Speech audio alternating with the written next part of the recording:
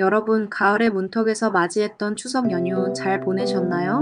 명절하면 역시 따뜻한 가족 밥상과 서로 오고 가는 덕담들이 먼저 떠오르죠. 하지만 늘봄이 오늘은 조금은 더 현실적인 이야기로 문을 열까 합니다. 명절 이후 더욱 명확해지는 우리 사회의 노년층 부양 문화의 변화, 그리고 그 속에서 우리가 함께 고민해야 할 K 시니어들의 현실에 대한 이야기입니다. 얼마 전 보도된 기사를 보면 우리 부모님들의 노후 생활에 대한 변화가 숫자로 드러났는데요. 30만 원도 못 받는 부모들 이젠 자식도 여유 없다는 제목이 우리 사회의 한 단면을 보여주고 있습니다. 기사는 아들아, 괜찮다, 이젠 내가 벌어먹고 산다는 고령층의 목소리를 전하기도 했습니다. 네, 자녀가 부모의 노후를 책임지는 시대는 서서히 저물고 있는 것으로 보입니다.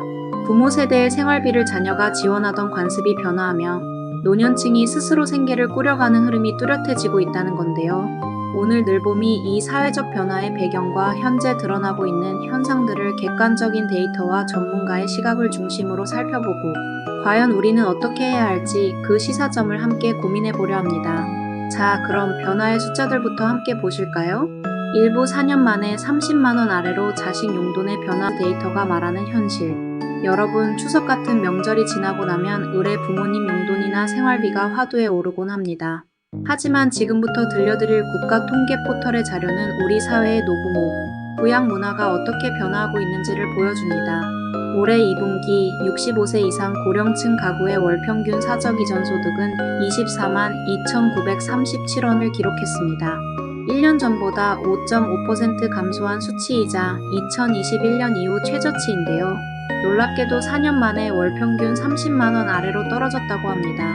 여기서 사적 이전 소득이란 바로 자녀나 친척으로부터 받는 용돈, 생활비 등 비공식적인 지원을 뜻합니다. 그러니까 쉽게 말해 자식에게 받는 용돈이라고 할 수 있겠죠. 이 숫자가 이렇게 감소했다는 것은 우리 사회의 노부모, 부양 문화가 얼마나 빠르게 변화하고 있는지를 보여주는 중요한 지표입니다. 과거에는 어땠을까요? 1980년대에는 60세 이상 가구의 주요 소득원 중 무려 75.6%가 바로 이 자녀 용돈에서 나왔습니다.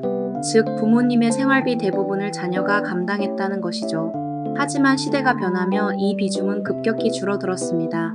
1995년에는 56.6%, 2003년에는 31.4%로 감소하더니 올해 2분기에는 단 7.5%에 불과했습니다. 이 숫자들이 보여주는 바는 명확합니다. 부모 부양은 자식의 의무라는 전통적인 인식이 우리 사회 전반에서 변화하고 있음을 시사합니다. 이처럼 극명한 변화 뒤에는 우리 사회가 겪고 있는 다양한 구조적 원인들이 존재합니다. 이부 왜 자녀들의 도움은 줄어들고 있는가? 사회적 배경. 여러분, 자식의 용돈이 우리 부모님 노후의 주요 소득원이던 시대에서 이제 그 비중이 7.5%로 줄어든 변화의 배경에는 무엇이 있을까요? 전문가들은 이러한 사회적 변화의 주요 원인으로 몇 가지 현상들을 지목합니다. 첫째, 청년층의 경제적 어려움입니다. 최근 청년 세대들은 높은 취업난, 치솟는 주거비용, 불안정한 고용시장 등 경제적으로 녹록지 않은 상황에 직면해 있습니다.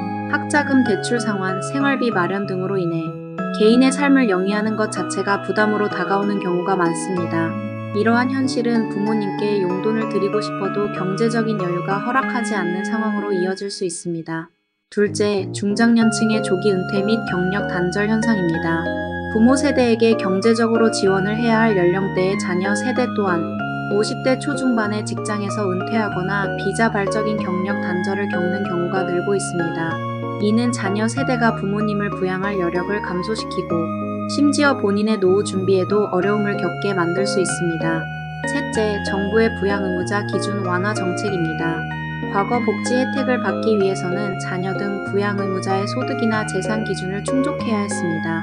하지만 정부는 변화한 가족 구조와 사회적 세태를 반영하여 생계급여와 의료급여 등에서 이 부양 의무자 기준을 단계적으로 폐지해왔습니다. 이는 자녀의 부양 여부와 관계없이 어려운 노인들이 정부 지원을 받을 수 있도록 문턱을 낮추고 부모 부양의 책임이 자녀 개인에게만 있지 않다는 인식이 제도적으로 반영된 결과로 해석됩니다. 이처럼 복합적인 사회적, 경제적 요인들이 맞물리면서 노년층 부양 문화에 있어 자녀의 역할보다는 개인의 자립과 사회적 지원의 중요성이 커지고 있는 상황입니다. 산부 황혼의 노동 일상화, 공공지원의 역할, 고령층의 새로운 버팀목. 자, 그럼 이렇게 자녀로부터의 사적 이전 소득이 감소한 빈자리는 어떻게 채워지고 있을까요? 이제 많은 고령층의 생계는 자녀의 도움이 아닌 본인 소득과 정부 지원이 중심이 되고 있는 것으로 나타납니다. 이 변화는 숫자를 통해서도 확인할 수 있습니다. 올해 2분기 65세 이상 고령층 가구의 공적 이전 소득은 4.2% 증가한 115만 2,526원을 기록했습니다. 이는 역대 최고치인데요. 여기서 공적 이전 소득은 기초연금, 국민연금, 공무원연금 등 정부로부터 받는 공식적인 지원금을 의미합니다. 사적 이전 소득이 감소한 것과 대조적으로 공적 이전 소득은 꾸준히 증가하여 이제 고령층의 중요한 경제적 버팀목이 되고 있음을 알 수 있습니다. 이는 많은 어르신들의 실질적인 생계에 정부의 공적인 지원이 중요한 역할을 하고 있음을 보여주는 지표이기도 합니다. 이와 더불어 고령층의 근로 참여 또한 두드러지게 증가하고 있습니다. 많은 어르신들이 스스로 생계를 책임지기 위해 다시 노동 현장으로 뛰어들고 있는 겁니다. 이른바 황혼의 노동이 이미 일상이 된 셈입니다. 70대가 넘어서도 아파트 경비원, 청소원, 시니어 바리스타, 주유원 등 다양한 일자리에서 일하는 어르신들을 어렵지 않게 볼 수 있습니다. 건강하고 일할 능력이 있는 분들이 노동을 통해 자신의 생활비를 마련하고 독립성을 유지하는 것은 분명 긍정적인 현상입니다. 다만 전문가들은 현재 황혼의 일자리가 대부분 단기적이고 저임금 위주로 몰려있다는 점에 대해 우려를 표합니다. 많은 어르신들이 자신의 경륜과 경험을 충분히 살릴 수 있는 양질의 일자리보다는 단순히 생계를 위한 최소한의 노동을 제공하는 데 그치고 있는 것이 현실이라는 겁니다. 이는 고령층 개인의 경제적 만족도를 떨어뜨릴 뿐만 아니라 사회 전체적으로도 풍부한 시니어 인력의 잠재력을 충분히 활용하지 못하고 있다는 점을 시사합니다. 사부 K-시니어의 미래, 어디로 가야 하는가? 전문가 재연을 통한 시사점. 우리는 지금 급속도로 고령화되는 한국 사회가 지속 가능한 노후 시스템을 만들 수 있을지 그 중대한 분기점에 서 있습니다. 자녀에게 의존하는 노후 문화가 변화하는 가운데 우리는 과연 어떻게 해야 할까요? 전문가들의 의견을 통해 미래를 위한 몇 가지 시사점을 살펴보겠습니다. 첫째, 고령층 일자리 생태계의 질적 향상이 강조됩니다. 전문가들은 고령자 고용률이 늘어난 것은 긍정적이지만 대부분이 생계형 일자리라는 점을 지적합니다. 단순히 일자리 수를 늘리는 것을 넘어 고령층의 경륜과 경험을 살릴 수 있는 질 좋은 노년 일자리로의 전환이 필요하다고 말합니다. 이를 위해 민간 차원의 기업들이 고령 인력을 활용할 수 있는 다양한 모델을 개발하고 정부는 이에 대한 지원 인프라를 구축하는 것이 중요합니다. 둘째, 연금 제도의 개혁과 사회 안전망의 재정비 필요성이 제기됩니다. 사적 이전 소득 감소는 되돌릴 수 없는 구조적 변화로 인식됩니다. 자녀 세대의 경제적 여유가 줄고 고령층 또한 자립을 전제로 노후를 준비하는 흐름이 강화됨에 따라 이에 발맞춘 연금 제도의 재정 안정화 방안이 논의되어야 합니다. 또한 공공 지원만으로는 한계가 있는 만큼 복지 재정의 지속 가능성을 고려한 장기적인 접근과 사회 안전망의 재정비가 중요한 과제로 제시됩니다. 셋째, 고령층 맞춤형 복지에 대한 관심이 요구됩니다.